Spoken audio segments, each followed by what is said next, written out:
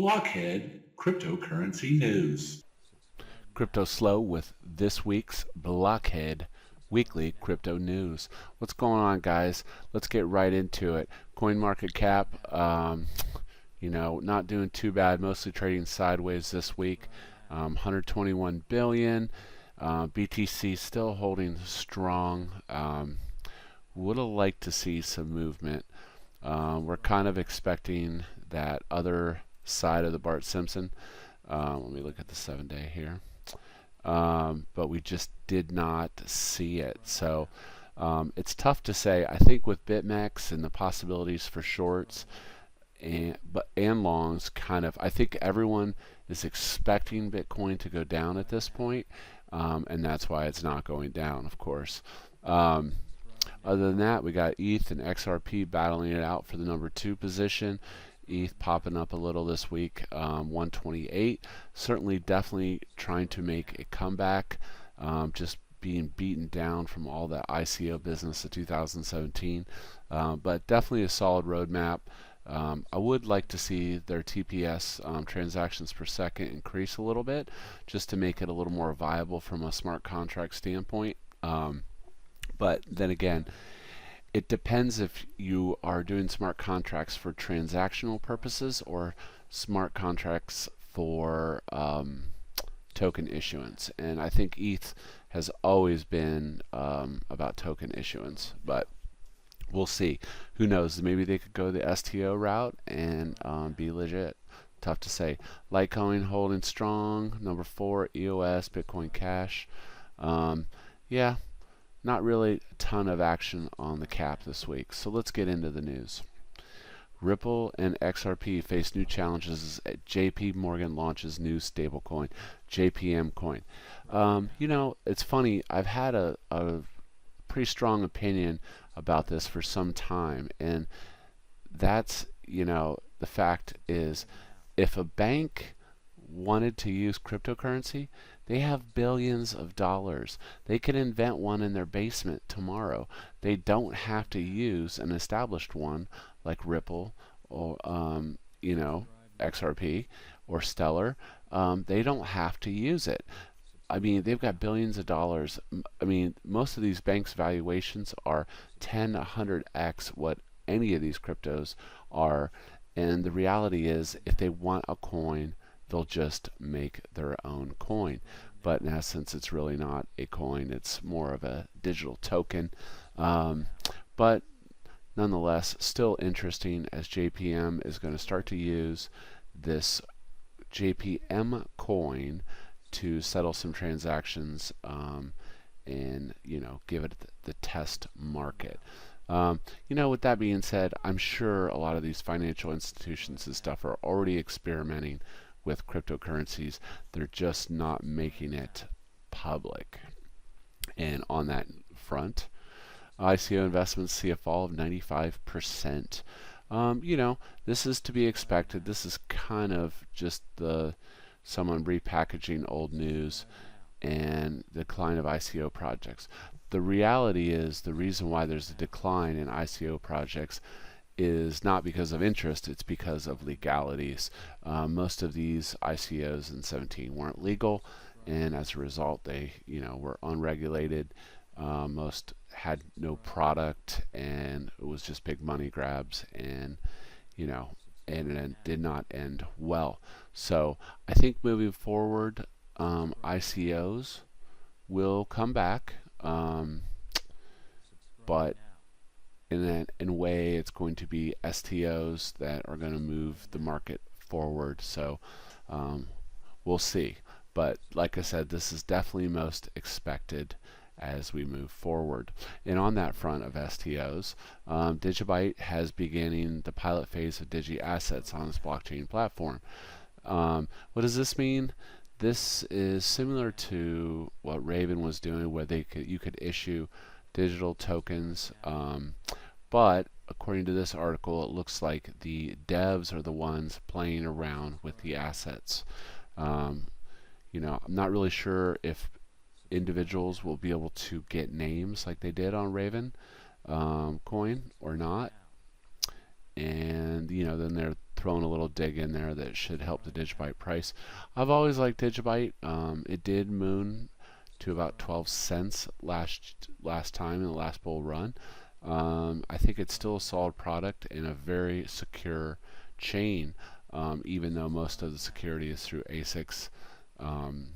You know, I've always liked Digibyte, had a soft spot for it. I think they failed to market themselves very well for what they were, and it's kind of hurt the coin, but we'll see if they can pull off this asset STO stuff. You know, Raven so far has a lot of assets, but it really hasn't taken off and been reflected in the price of the coin yet. I am still long on Raven coin, like the project, and we'll see what happens in 2019. Will Bitcoin bottom at 2,000 or 1,000? Once again, this is a lot of talk about this. You know, is the bottom in? Is the bottom in? But the bigger takeaway in the market is, does it matter if it's 2,000 or 1,000 if it goes to 100,000? No, it does not. You'll be kicking yourself either way if you didn't get some Bitcoin. But this article kind of dips in. Could be total manipulation FUD, saying that they're going to bet. I'm going to bet you that Bitcoin goes down. Well, that's great that you have money to bet that Bitcoin goes down. Everyone else wants it to go up, right? So anyways, more FUD. Like I said, I think the market's so easily manipulated right now because it's a lot of money, but it's not a lot of money to big whales. So the price of Bitcoin can easily be manipulated. So stablecoins. Here's why stablecoins could be the future of cryptocurrency. They've been talking about this for a long time. They're talking about different types of stablecoins, present situation, whether or not they're backed. I like stablecoins, but it's really hasn't been seen how stablecoin is going to make you any money. It's a good place to park your money while you're waiting. But remember, goods and services aren't really all priced in Bitcoin yet. So as a result, the stablecoin is still being compared to a USD 1-to-1, which in essence, the whole concept of crypto is to get away from USD and go to Satoshis or something, or some kind of other digital credit. But we'll see. We'll see how this goes. Honestly, I think the whole purpose of stablecoins is for traders. It's not necessarily for investors, because the traders like to park their money after they take gains, which I actually think stablecoins in a way have hurt the market, because it has allowed the professional traders to come in and just skim all the profits out of a lot of these cryptocurrencies and then just kind of abandon them once they get their profits. And we've kind of been on that downward spiral since. So what do you think of stablecoins? Do you like them? Do you use them? Do you trust them? I know Tether was under wraps for a long time, but that seemed to have worked itself out. But anyways, that's stablecoins. Dominos now accepts Bitcoin.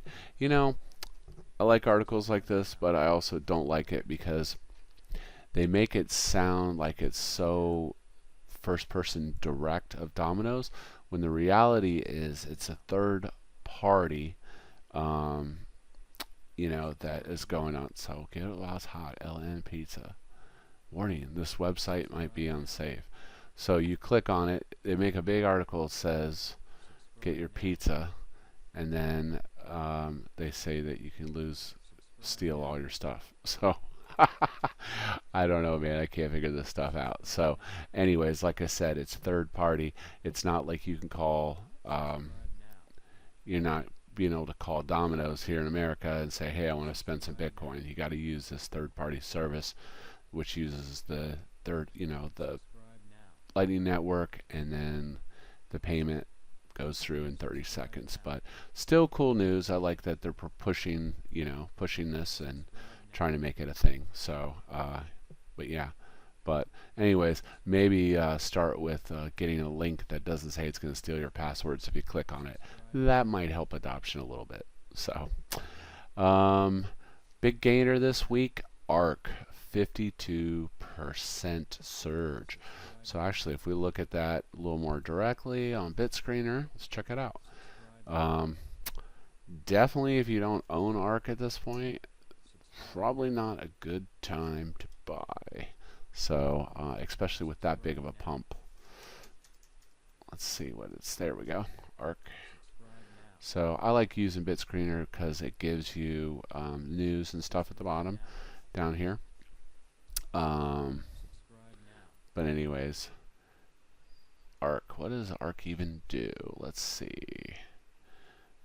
ARK is digital, blah, blah, blah. Helpful system created on ARK blockchain from ARK. This isn't the blockchain check. Basically, it just goes talks a bunch of bullshit. Doesn't even look like it even says what ARK does. So basically, it was just pumped. Don't know why. It's on Binance, though. That's always good. Yeah. Anyways, so if you're interested in ARK, let's go back here. 1 week. Wow, look at that. Big pullback already. Little support there, but way overextended on the 50-day. So, anyways, yeah, might pump again. Who knows? Anyways, hope you enjoyed this week's Blockhead Crypto News. Like, subscribe, turn on bell notifications, and I will do my best to upload new crypto news every Sunday.